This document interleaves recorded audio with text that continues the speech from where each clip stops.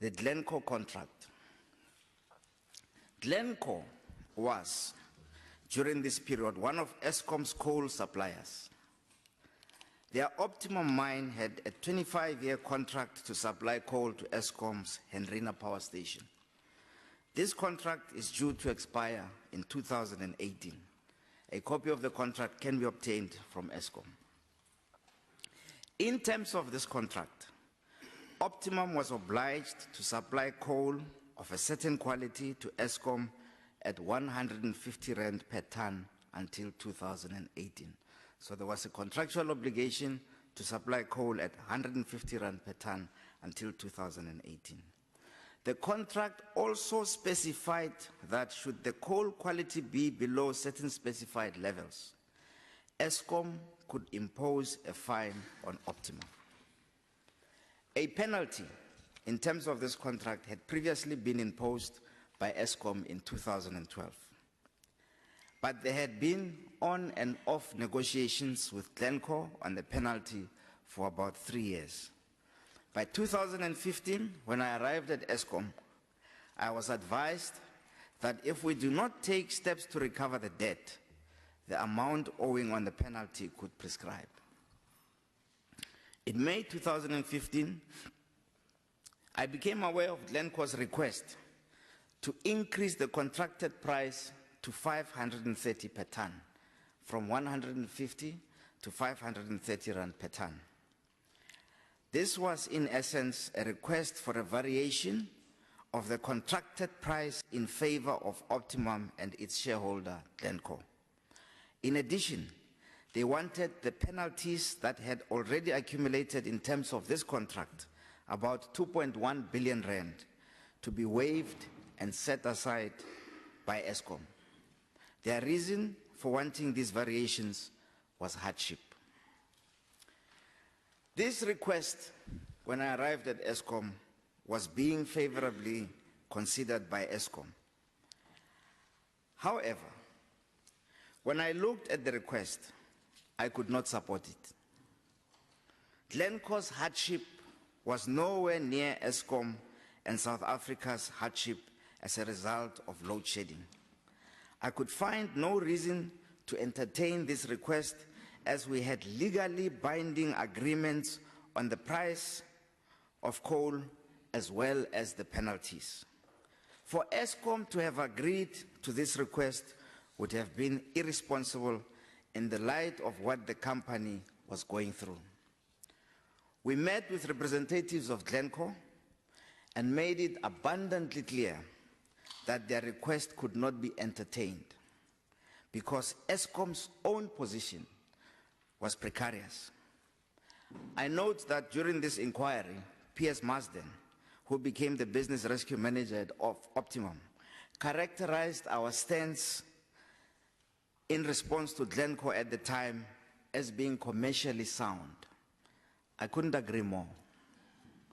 Glencor's position was that if they did not get the price increase, they would stop the supply of coal to Hendrina, and they emphasized that this could result in more load shedding.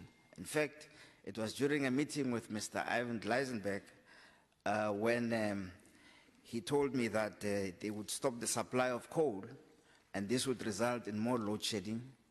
And I said to him, if you're putting a gun to my head, sir, please shoot. After the possibility of termination of supply was mentioned by Glencor, we started working on increasing the coal stockpiles at Hendrina. I knew that Eskom and the country could not be held to ransom by a supplier of coal who was prepared to let South Africa suffer crippling power shortages to secure an increased price. The additional cost to Eskom of such an increase would have been in the region of 1.98 billion rand per annum. So if you take the increase over the remaining 3 years of the contract, which was from 2015 to 2018, it would in fact come to just under 6 billion rand additional to what Eskom was under no obligation to pay, but that was being requested by Glencor. Minister Ramatlhodi and Glencor. At about this time, The Department of Minerals announced that Glencor's mining licenses have been suspended. If you look at the annexures, pages 24 to 25, which was the announcement of the Glencor's suspension of Glencor's mining licenses by the Department of Minerals. The reason for the suspension was that Glencor had not followed due process in the proposed retrenchments of their workers. The effect of the suspension of the mining licenses would have been to guarantee the suspension of coal supplies by Optimum to Hendrina. In fact, for the period when the licenses were suspended, there was no supply of coal by Optimum to Hendrina Power Station. We were relieved when a few days later, the suspension of the licenses was withdrawn. I was dumbfounded when in May 2017, former Minister Ramatlhodi claimed that the Eskom chairman, Dr. Ngubane, and I met with him to ask him to suspend Glencor's license, and that he refused because it would result in more load shedding. He seemed to have forgotten that he had in fact suspended the license at the time, and in fact we had requested him not to suspend the license because it would result in more load shedding and it would result in meeting Glencor's desire not to supply coal to Hendrina at 150. Business rescue. In early August 2015, Glencor decided to put Optimum in business rescue. A business rescue practitioner, Piers Marsden, was appointed. Within 48 hours of being appointed, the practitioner wrote to Eskom saying that he requires us to increase the price that we were paying for Optimum coal. Otherwise, he will have to stop the supply of coal to Hendrina, which would result in more load shedding. The supply of coal to Hendrina was indeed suspended by the business rescue practitioner in August. He admitted to doing this when he gave evidence here. For about a month, we had no coal from Optimum, and we supplied Hendrina from the stockpiles as well as through scavenging from the small coal miners in the area. Despite not having the coal from Hendrina, we never closed down the power station. The month of August also happened to be the month in which Tetris started showing results. Plant availability improved sufficiently to stop load shedding. However, if Hendrina had been closed because there was no coal, load shedding would have continued. Load shedding stopped in spite of the fact that Optimum was not supplying us with coal.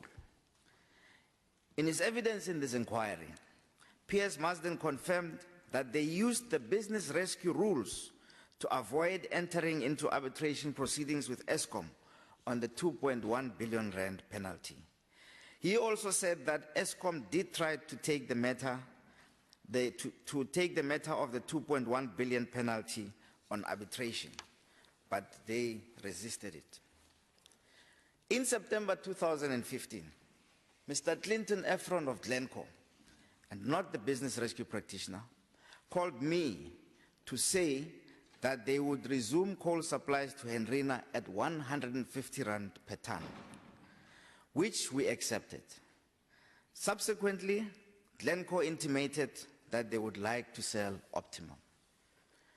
We told him that that was their decision, but that they must know that our price of 150 per ton stands until 2018, irrespective of who the owner of the mine is.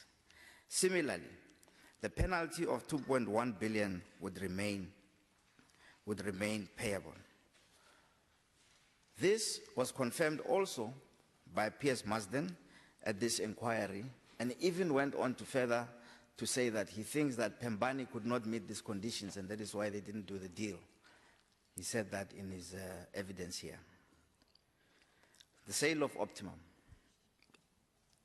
Glencor, after entertaining several buyers, sold Optimum to Oak Bay. The deal was approved by all the creditors of Optimum, mainly South African banks, as well as the Competition Commission. At the time of the sale, the price of coal for Hendrina remained 150 rand per ton, in line with the agreement, and the 2.1 billion penalties remained payable by the new sellers. Pembani had also indicated their interest in buying the mine. When we indicated that the 150 rand per ton as well as the penalties will remain payable, their view was that the deal was not attractive. They walked away.